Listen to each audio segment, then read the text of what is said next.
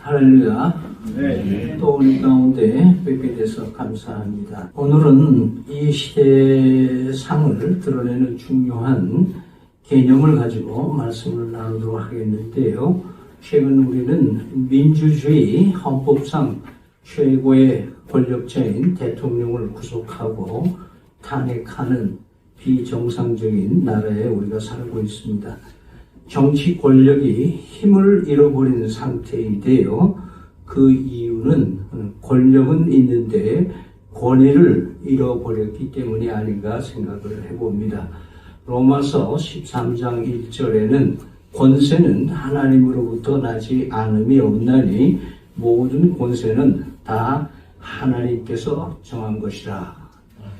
이 개념으로 얘기를 하면 하나님의 권위를 인정하지 아니하면 그 권력도 의미가 없다고 하는 의미일 것입니다. 지금 우리는 문제 해결을 위해서 민주적인 방법을 찾으려고 온 국민이 힘을 쓰고 있습니다. 이 시대에 우리 교회와 성도는 민주주의에서 계속 살기는 하지만 우리는 이중 국적자이기 때문에 신주주의로 살아야 된다는 것을 다시 한번 새겨야 될 것입니다. 하나님의 절대 주권을 인정하고 그 하나님을 두려워하는 혁신이 일어나야만 이 땅에 살 길이 있습니다. 하나님의 권위가 사라지니까 인간사에서 모든 권위가 사라져버린 것을 우리는 알아야 합니다. 쉽게 말해서 현대사회를 일컬어서 권위부재 시대라 얘기를 하는데, 권위부재의 원인은 바로 하나님의 권위를 잃어버렸기 때문입니다. 그래서 하나님의 주권 하에서 위탁받은 권력을 권위 있게 회복하는 정상적인 나라로 가야 될 것으로 믿고 또한 우리는 간구합니다. 먼저 권력과 권위라는 단어의 개념을 잠깐 들여다보겠습니다. 권력은 질서 유지를 하고 규칙을 시행하고 사람들이 집단 내에서 조화를 이루도록 하는 데 공헌을 하죠.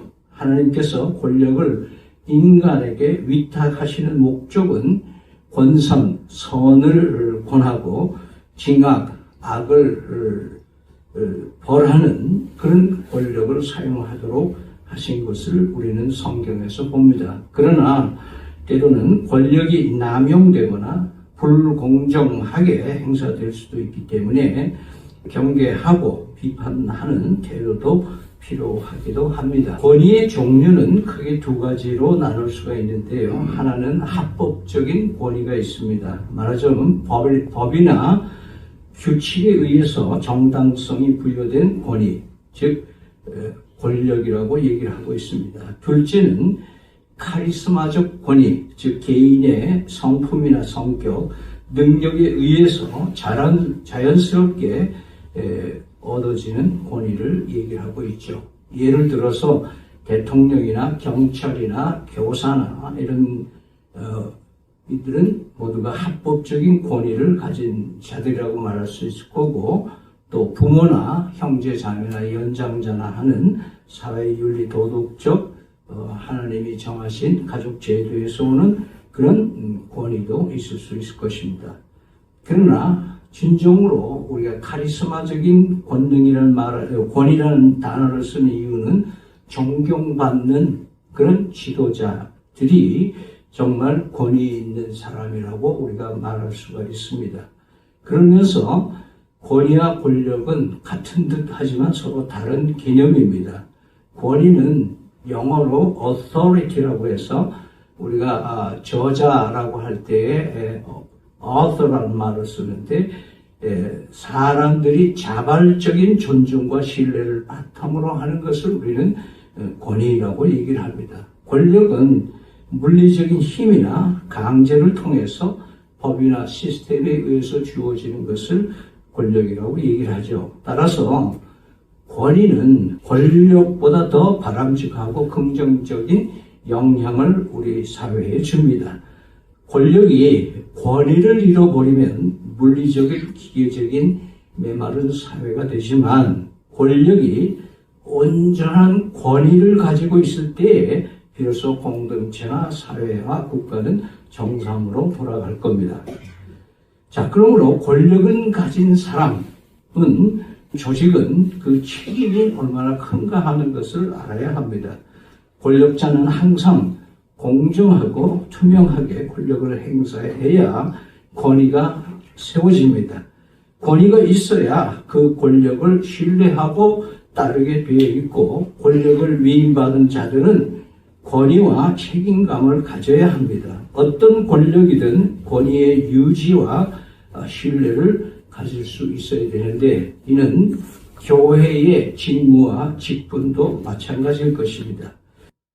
자, 그러면서 권위를 회복하기 위해서 아무리 인간 스스로 노력해도 사회적인 치명적 모순은 해결할 수 없다는 것을 우리는 깊이 숙고해야 합니다.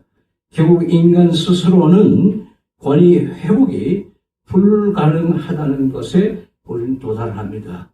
이것이 가장 핵심적인 원인은 바로 우리에게 죄고 죄는 하나님을 인정하지 않는 데서 시작이 되는 겁니다. 그러면 우리들이 권위를 살리거나 회복해야 하려면 과연 불가능한 거냐?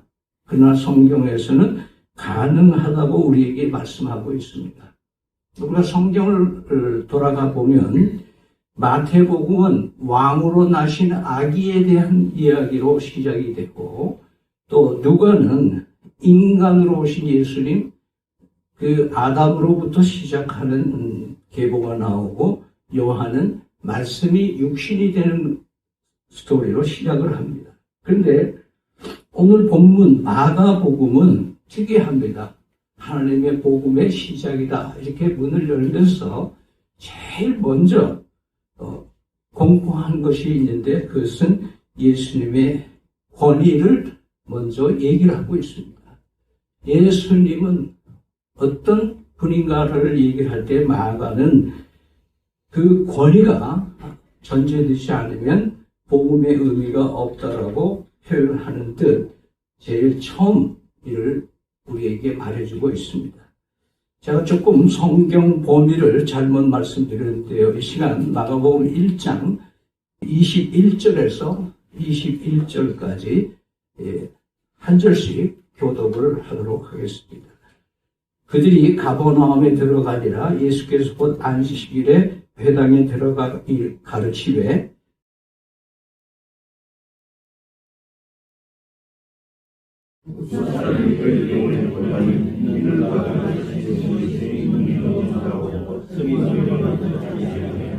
마침 그들의 회당에 더러운 귀신 들린 사람이 있어 소리 질러 이르되 나사렛 예수여 우리가 당신과 무슨 상관이 있나이까 우리를 멸하러 나오니까 나는 당신이 누구인 줄 아느니 하나님의 거룩한 자리이다.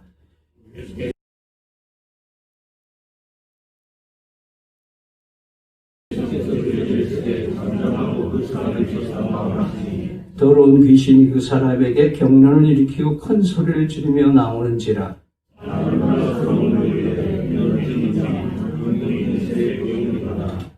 더러운 귀신이 그들이 명할 즉 순종하는도다. 예수의 소문이 곧 온 갈릴리 사방에 퍼지니라.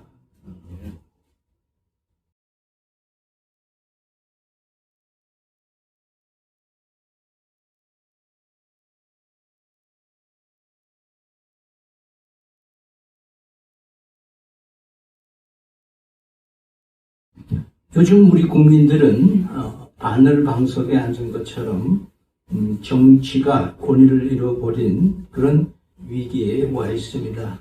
사법에 의해서 중요한 결정이 내려지게 되는 정치 부재의 시대입니다. 이제는 사법부마저 부정하는 사법부마저 권위가 흔들리고 있는 굉장히 위험한 시대에 와 있습니다. 그래서 나오는 것이 소위 때법이라고 해서 어느 편 쪽에 시위에 사람이 더 많이 동원하느냐, 어느 쪽에 더 통계적으로 지지하느냐, 이런 쪽으로 지금 우리는 이 찬반을 나누고 있습니다. 그러면서 사실은 어느 쪽이 결정되든지 우리나라는 당분간 대단한 혼란과 어려움이 계속되리라고 예상이 되고 있고, 또 내외신에서 보고를 그렇게 하고 있습니다. 자, 그러면서 우리가 인생에서 정말 중요한 모든 질문에 대한 답을 얻을 수 있는 그건 어딜까라고 생각한다면, 우리는 너무나 뻔한 얘기지만은 굉장히 중요한 얘기인 오직 한 곳밖에 없습니다. 그것이 바로 성경 말씀입니다. 성경 밖에는 답이 없습니다. 그래서 우리가 성경을 최종적인 권위로 결정하고 우리는 성경에 집중을 해야 되는 겁니다. 그래서 솔라 스크립트라고 해서 오직 성경으로 모든 인생의 답을 풀어낼 수 있어야 됩니다. 바로 예수 그리스도가 말씀이신 이유가 거기에 있습니다. 예수님이 말씀과 함께 모든 것에 대한 최고의 권위자임을 믿으시기를 바랍니다. 오늘 우리는 수많은 질문과 의견으로 가득 찬 세상에 살면서 예수님과 그분의 말씀이 우리 삶에 얼마나 큰 축복인지 또 깊이 생각해보고, 우리가 예수님의 말씀을 어느 수준의 권위로 인정하고 살아가고 있는지 생각해 봐야 됩니다. 예수님이 오늘 본문에서 자신을 권위를 드러냈다. 마가는 복음서를 시작하면서 예수님의 권위에 대해서 이 사건을 얘기를 합니다. 가버나움이라는 것은 갈릴리 서북부 지방에 있는 조그만 도읍인데요. 제법 그 당시에 인구가 제법 있고, 거의 예수님의 사역은 이 가버나움에서 중심으로 해서 사역을 다 하십니다. 근데 여기는 조금 촌이긴 하지만 회당이 있을 정도로 인구가 제법 있었던 것으로 보여집니다. 그래서 이 회당에는 정기적으로 안식일에 기득권이 있는 제사장들로 구성된 랍비들이 주로 강론을 하곤 했습니다. 그러나 그때 관례는 게스트, 손님이 그 마을에 오면은 그 게스트 스피커로 해서 강론을 하게 하는데, 예수님이 그 자리에 서게 됩니다. 나사렛 촌사람, 공식적으로 학력과 학위도 없는 그런 목수 일을 하던 사람, 그 예수님이 말씀하실 때 사람들이 그 말씀에 놀랐다. 그러면서 각기 서로 말하기, 이 사람이 어떻게 이렇게 권위 있는 말씀을 할 수 있느냐. 그 권위에 대해서 의문을 가지고 있을 때 예수님은 바로 그것을 뒷받침하기 위해서 한 가지 사건을 일으키십니다. 바로 그 당시 강론을 하는 그 자리에 있는 귀신 들린 자가 설교를 방해하고 강론을 파괴하게 있을 때 예수님께서 그 귀신 들린 자에게 명해서 귀신을 내쫓는 그런 권위 있는 말씀으로 행동으로 보여주십니다. 그래서 예수님의 권위가 어디서부터 왔는지에 대한 답을 바로 그 자리에서 예수님 자신이 권위라는 것을 우리에게 알려주고 있습니다. 세상은 예수님의 권위에 대해서 지금도 의심을 하고 있습니다. 그 당시 랍비들은 사람들로부터, 지금 설교자들도 그렇습니다만은, 많은 지지를 받기 위해서 여러 사람들의 말을 인용하면서 자기 권위 있는 말로 포장을 하지만 예수님처럼 말씀할 자는 없었다고 기록하는 걸로 봐서 예수님은 진리의 말씀을 전하신 것이 아니라 진리 자체셨다는 것을 우리에게 말씀하고 있습니다.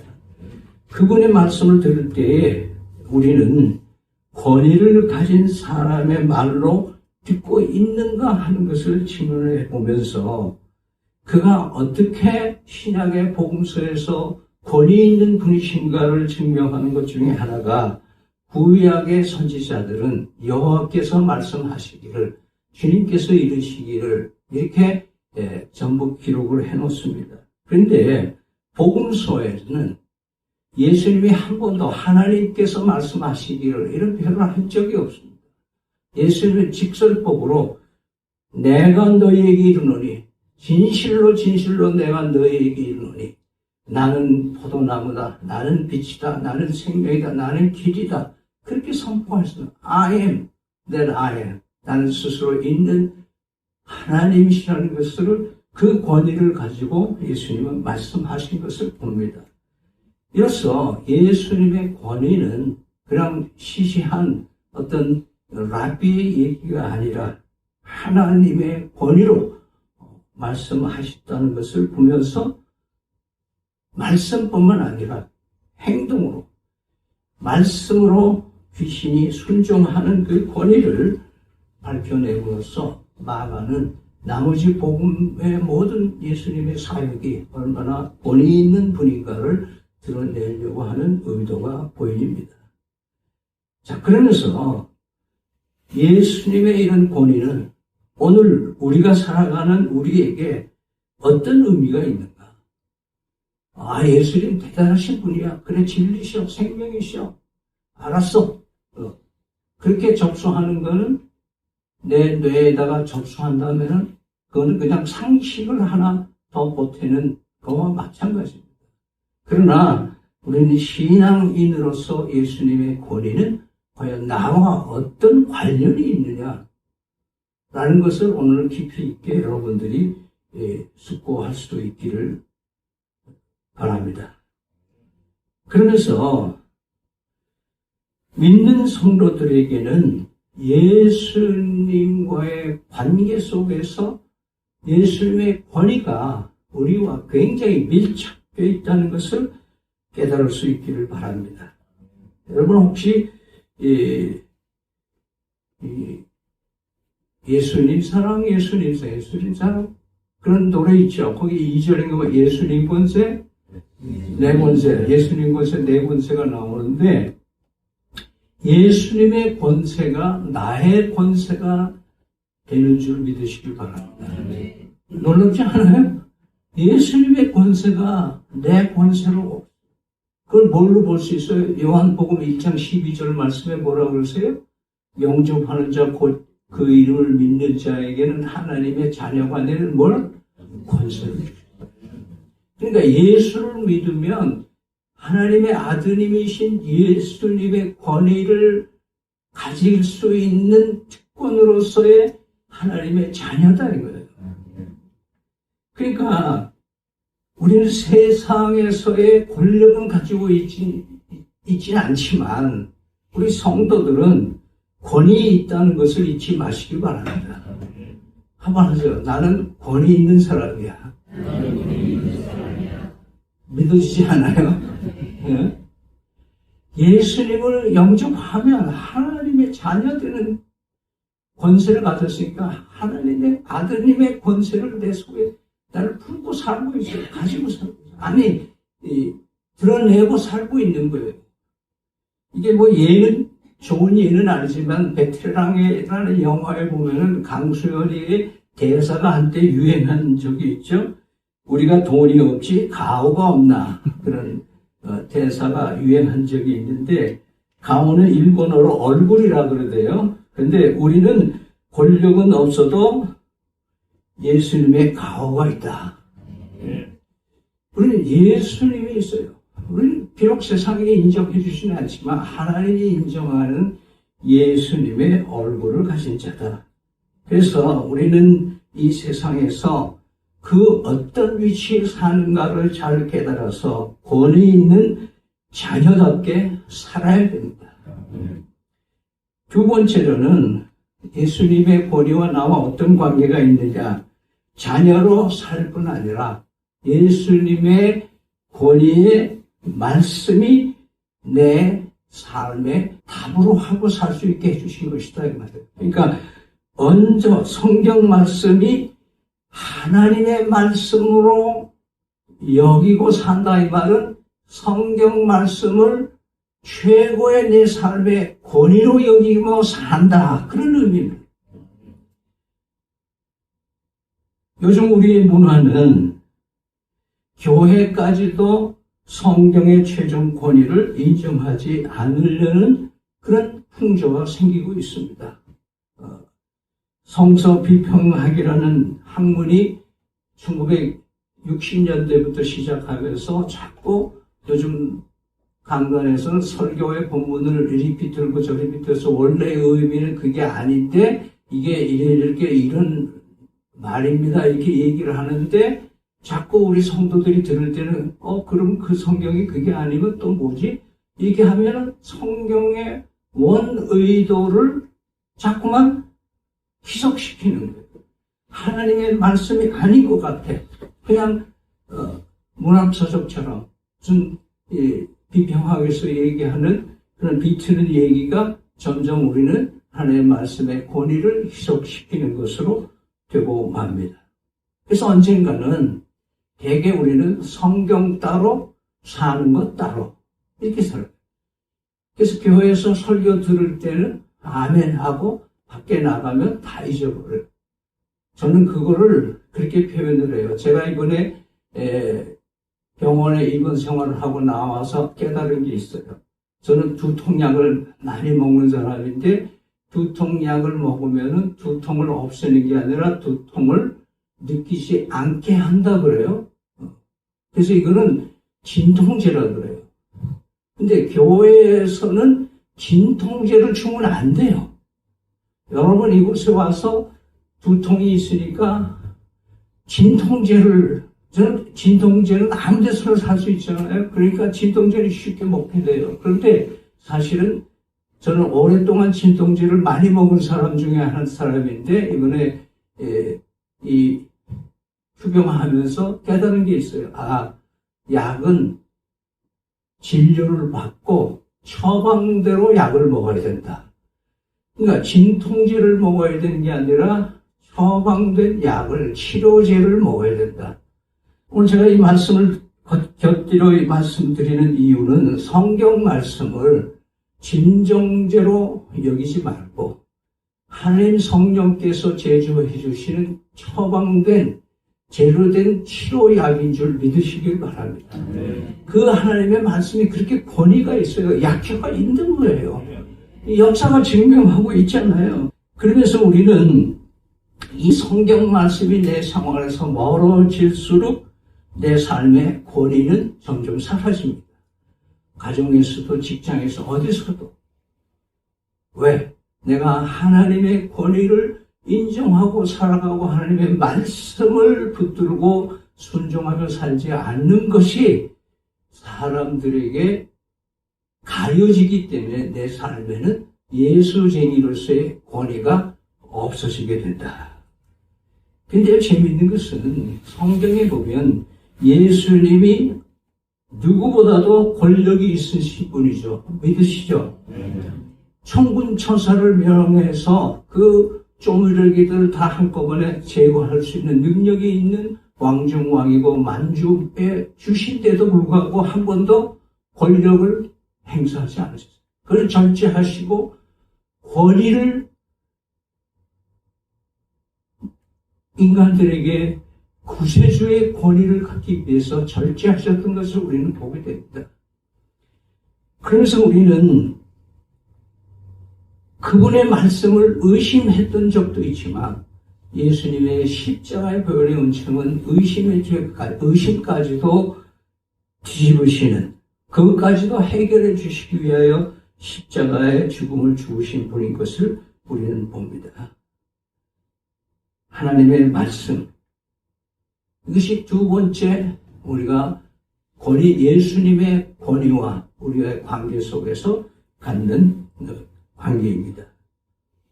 그러면서 다음으로 우리가 하나님의 권위가 내 삶의 권위와 어떤 관련이 있느냐라고 얘기를 할 때 하나님께서는 우리에게 성령의 능력까지도 성령 하나님을 허락해 주셨습니다. 사도행전 1장 8절에 너희 성령이 임하시면 너희가 권능을 받고 이렇게 표현했습니다. 하나님의 자녀로서의 권위를 가질 뿐 아니라 자녀로서 실족하지 않고 살아갈 수 있는 능력을 우리 속에 장치해 놓으셨는 거예요. 이것은 리튬 배터리처럼 다르가 없어지거나 폭파될 여는 없어요. 하나님의 성령의 능력은 무한 리필로 되어 있기 때문에 우리가 그 하나님의 권위의 말씀에 순종해서 살면 성령 하나님이 우리 속에 능력으로 역사하시는 거예요. 나는 연약하고 할 수 없지만 하나님께서 능력을 주시면 할 수 있다. 빌립보서 4장 13절에 I can do all things through Christ who strengthens me. 나에게 능력 주시는 자 안에서 할 수 있다. 왜? 성령 우리 속에 있기 때문에. 그 다음에 우리의 삶에서 예수님의 권위와 나와 어떤 관계가 있느냐. 마지막으로 예수님과 나와의 관계는 우리는 예수님의 이름을 가지고 있습니다. 베드로가 성전 미문에 장애인을 만났을 때 금과 은은 내게 없어도 내가 내게 명함을 내 예수 그리스도의 이름으로 걸어라. 우리는 예수 그리스도의 이름이 있어요. 그래서 예수 그리스도의 이름을 어디 가나 사용할 수 있는 거예요. 그래서 우리는 내 명함보다 더 권위 있으신 분 예수님의 명함을 가지고 다니는 거예요. 상상해 보세요. 왕의 명을 가지고 고울로 하면은 여러분 역사극을 여봐라! 그러면은, 어명이다! 그럼 다 어떻게 해요? 왕 앞에 엎드리시 전부 다 엎드리잖아요. 그 사람은 불과, 쫄개에 불과하지만 왕의 교수를 들고. 근데 우리는 하나님의 아들, 딸 아닙니까? 권위가 있어요, 없어요? 근데 왜 이렇게 기죽어 살아요, 우리? 좀, 가슴 펴고, 좀 멋있게 살자고요. 그래서 오늘 하나님의 말씀은 우리에게 능력도 주실 뿐만 아니라 우리에게 이름 사용하는 것을 허락하셨습니다. 내 명함 필요할 때 마음대로 써먹어. 괜찮아. 예수님 이름. 힘들고 갑갑할 때 예수님 이름을 부르는 거예요. 어렵고 괴로울 때 예수님 이름 부르는 거예요. 누가복음 10장 19절에는 내가 너희에게 뱀과 정갈을 밟으며 원수의 모든 능력을 제어할 권능을 주었으니 너희를 해칠 자가 결코 없으리라. 저는 이 말씀을요, 늘 뉴제인 김일러이가 작곡을 했는데, 노래가 너무 좋아요. 하나님께서 우리에게 능력을 줬어요. 여기서 말씀하는 거예요. 사탄과 귀신들은 우리보다 한 수 아래다. 너희 발에 아래 있다. 그 말씀 안 해요. 할렐루야. 그러니까 사탄의 유혹이 오거나 뭐가 예수님의 권위를 가지고 있는 사람, 그 이름을 가지고 있는 자기 한 수 위인 줄 믿고, 여러분 한 수 위 고수는 떠들지 않습니다. 가만히 있어도 다 평정이 되는 겁니다. 할렐루야. 정리합니다. 하나님의 권위를 무시하는 인간사는 권위 부재를 가져오고 스스로 자멸하게 됩니다. 그러므로 이제 모두 하나님께로 돌아와서 그 권위 앞에 굴복하고 예수 그리스도를 통하여 잃어버린 권위를 살려주신 은혜를 믿음으로 회복하여서 권위 있는 그리스도인으로서 선한 영향력을 발휘하는 기쁜 전 교회와 성도들이 되시기를 축원합니다. 감사합니다. 예수님의 권세, 나의 권세를 노래하며 사는 특권을 주신 은혜 감사합니다. 아버지, 저희들 당당하게 살아내는 저희들 되게 도와주시옵소서. 예수님 이름으로 기도드립니다. 아멘.